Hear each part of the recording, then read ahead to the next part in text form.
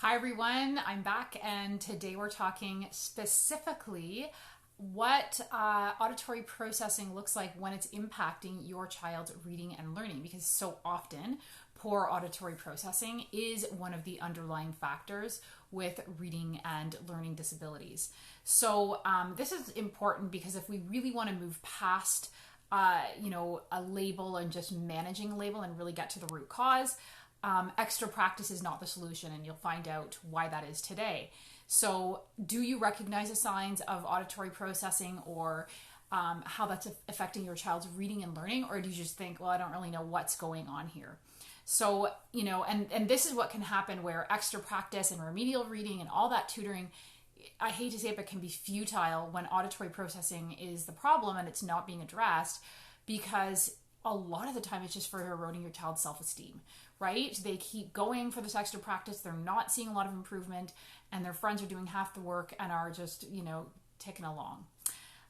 So it's really important to address auditory processing before you start doing all of these phonics-based reading programs, if auditory processing is a big factor, because it will really speed things along. I'm not saying that these other programs won't help at all, but I work with quite a few clients who've done OG, who've done Barton, who've done Wilson, and they didn't get the results they expected. And those programs are phenomenal, but what can happen is they are putting the cart before the horse, and they didn't even know that auditory processing was the real underlying factor, or they did, but they didn't know that they could address it and correct it and so forth. And as I've said, the first sign or important thing is to get to the root cause and to address that and so forth. So for example, I had a client, she's cool if I talk about her. Her name was Jasmine, and her daughter was having real struggles in reading and had some of the typical signs. Phonic sounds weren't sticking. It was just the way the brain was processing sounds, and remedial reading and tutoring and all this other stuff was not working. And, I said to her, it's probably not going to help a whole heck of a lot. And what's going to happen is she's going to continue to struggle, which I so often see in my clients who are teenagers and so forth. So you really have to build that foundation, strengthen, find out if there's a weakness in auditory processing, and then correct it. So yes, first step is recognizing it. So without further ado, I'm going to just go through the list of poor auditory processing, specifically to reading first, and let me know if you're seeing this in your child, if this resonates. So number one is child does not retain phonic sounds, just doesn't seem to click and retain the way it should, like it does with other kids. They're sounding out the same word over and over. So often parents will complain, they're either sounding out the same word over and over, or they read the word on this page and then they can't read it on this page. And sometimes they think they're being defiant or difficult or stubborn, when in fact because to the parents, the word is so darn easy, especially sight words. And that's another factor, is that these kids need to sound out sight words. They're not retaining sight words. And the parents think, come on, you could do this word, so how could you not do this word? And it's a very frustrating thing, as you may very well know, for both the child and the parents. That they're sounding out letters that are not even in the word. So that's a clue that there's auditory processing issues. And just in general, they're not reading at the same level as their peers. They're falling further and further behind. They're making little progress. Don't wait. I so often see clients who are 12, 13, 14 years old. They wasn't as severe, which I'm going to talk about in a little bit. And what happens is it becomes harder to ignore, as kids are now required more and more as they get older to read in order to learn the information, right? It just gets more intensive. Other signs related to spelling is they are not spelling phonetically. And so that will cause their spelling to change often from one day to the next. They're just kind of sounding it out based on what makes sense that day. So they're not really following any spelling rules or phonics rules. And then they can also have problems with math. A lot of dyslexics I work with are great in math. There's others who struggle with both.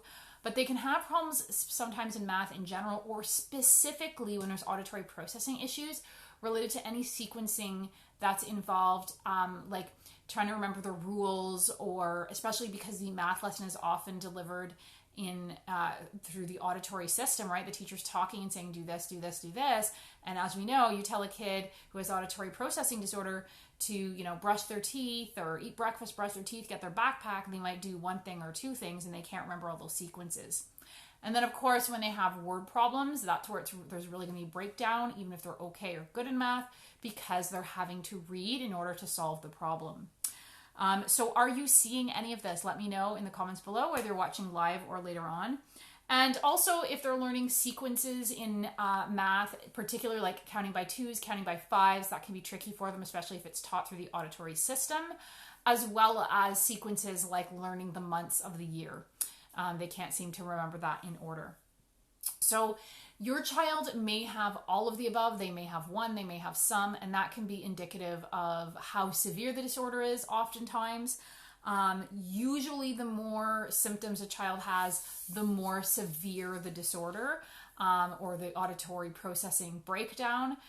So Diane Kraft, a kind of grandmother, I call her sometimes, of brain integration therapy, she talks about how to know if it's mild, moderate, or severe. So I'm just going to go through that for you because that can be really helpful. So if it's mild, these kids usually won't have an exceptionally hard time with reading, and they'll just have a difficulty with, you know, oral instructions and so forth.